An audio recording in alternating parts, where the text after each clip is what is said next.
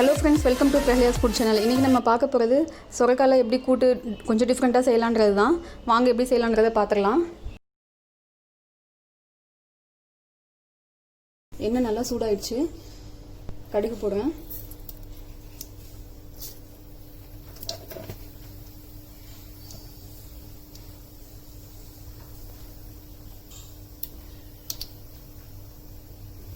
கடுகு ஃபுல்லாக நல்லா வெடிச்சிருச்சு. கொஞ்சம் கடலைப்பருப்பு, கொஞ்சமாக உளுந்து,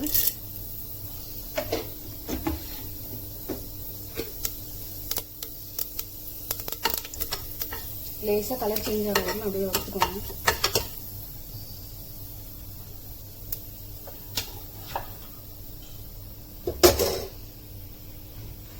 கலர் சேஞ்ச் ஆகிடுச்சு. நான் யூஸ்வலாக போடுற மாதிரி ஃபஸ்ட்டு வெங்காயத்தை போடுறேன். இப்போதான் எண்ணெய் ஃபுல்லாக வெளியே தெரிவிட்டு வரும். பச்சை மிளகாய்,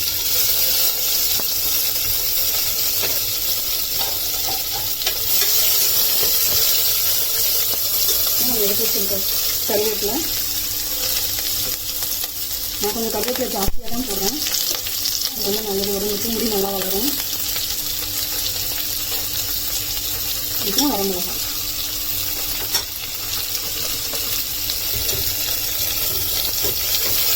நல்லா வதக்கிக்கோங்க.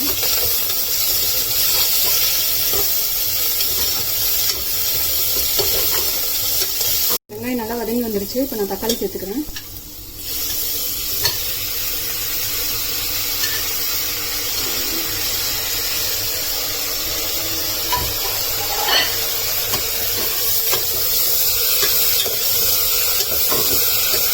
உப்பு சேர்த்துக்கோங்க. தக்காளி ஈஸியாக வதங்கி வரும்.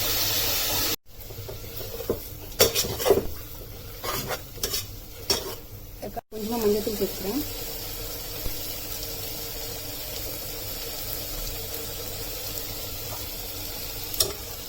இதெல்லாம் மிக்ஸ் பண்ணிக்கோங்க. இப்போ நம்ம கட் பண்ணி வச்சிருக்க சொரக்காவை போட்டுக்கலாம்.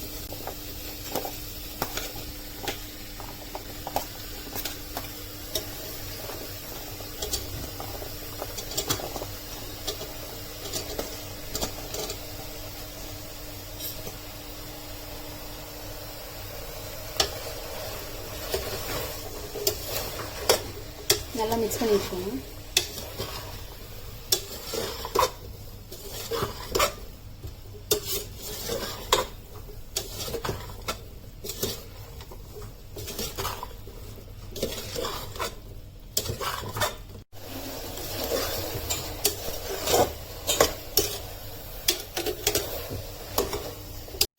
நல்லா மிக்ஸ் பண்ணிக்கலாம்.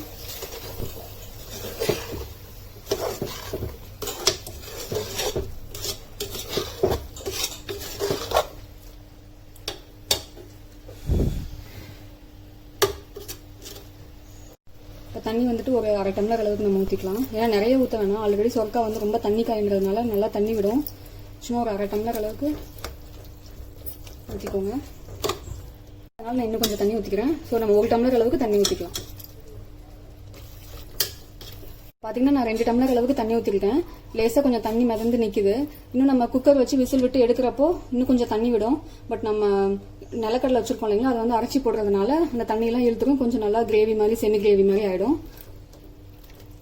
பார்த்தீங்கன்னா நல்லா சொரக்காய் வெந்து வந்துருக்கு ஓரளவுக்கு. இப்போ நம்ம குக்கர் வச்சு ஒரு விசில் மட்டும் விட்டு எடுத்துடலாம். இன்னும் நல்லா சாஃப்டாக வெந்துடும். ஒரு விசில் மட்டும் விட்டுக்கோங்க. ஏன்னா சொரக்காய் வந்து சாஃப்ட் காய்ன்றதுனால நல்லா சீக்கிரமாக வெந்துடும். அதனால ஒரே விசில் போதும்.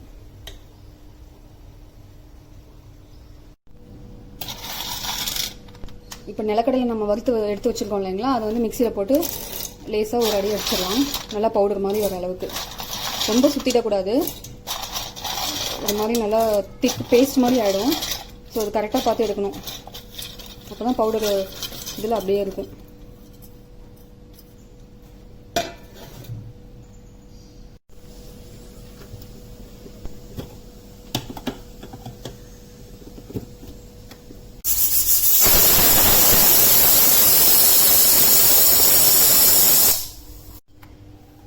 ஓகே, இப்போ பார்த்தீங்கன்னா ஒரு விசில் முடிஞ்சு ப்ரெஷர் ஃபுல்லாக போயிடுச்சு. நம்ம ஓப்பன் பண்ணி பார்க்கலாம் எப்படி இருக்குன்ட்டு.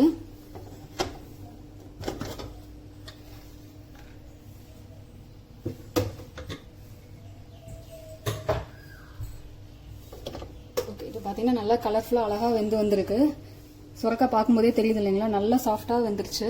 இதுக்கு மேலே விட்டோம்னா நல்லா குழஞ்சிரும். அதனால நம்ம ஒரு விசிலோடு எடுத்துட்டோம்.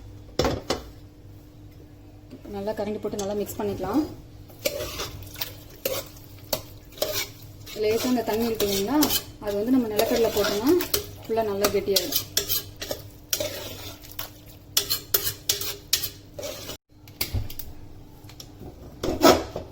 அடுப்பு வந்துட்டு ரொம்ப கம்மியாக வச்சுக்கோங்க. பட் ஸ்டில் ஆனில் இருக்கட்டும். இன்னும் நம்ம நிலக்கடலை போட்டு மிக்ஸ் பண்ணல.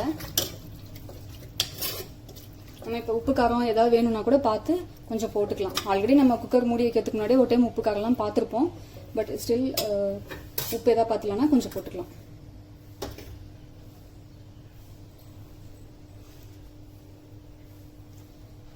ஓகே, இப்போ நம்ம எடுத்து வச்சிருக்க இந்த அரைச்சி வச்சிருக்கோம் இல்லைங்களா, நிலக்கடலை நல்லா பொடி பொடியாக பவுடர் மாதிரி செஞ்சு வச்சிருக்கோம் இல்லைங்களா, அதை வந்து நம்ம போட்டு மிக்ஸ் பண்ணிக்கலாம். ரொம்ப நிறைய போட்டிங்கனாலும் நல்லா இருக்காது டேஸ்ட். ஒரு மாதிரி ரொம்ப கெட்டி ஆகிடும். ரொம்ப நிலக்கடலோட டேஸ்ட் வந்துட்டு ரொம்ப டாமினேட் பண்ணிடும். அதனால அளவாக போடணும். போட்டாச்சு, நல்லா மிக்ஸ் பண்ணிக்கலாம். ஒருவேளை அரைக்கும் போது நிலக்கடலை நல்லா பேஸ்ட் மாதிரி ஆயிடுச்சுன்னா கூட பயப்பட தேவையில்லை. இந்த இதில் நல்லா சூடாக இருக்கும்போது போட்டோம்னா ஃபுல்லாக நல்லா மிக்ஸ் ஆகிடும். இப்போ பார்த்தீங்கன்னா தண்ணியில் நல்லா கடலக்காயோட மிக்ஸ் ஆகி நல்லா பார்த்தீங்கன்னா ஒரு மாதிரி நல்லா செமி கிரேவி மாதிரி வந்திருக்கு.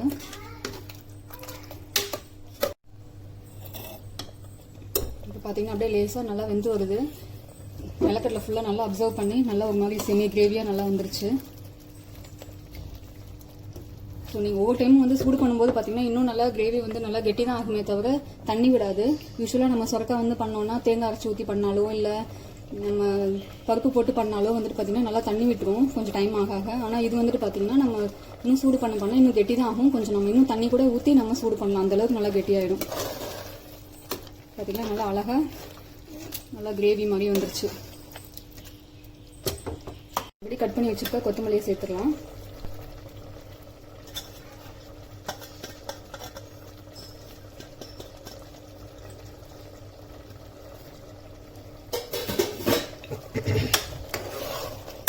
பார்த்தீங்கன்னா சுரக்காய் வந்துட்டு ஆல்மோஸ்ட் ரெடி ஆயிடுச்சு.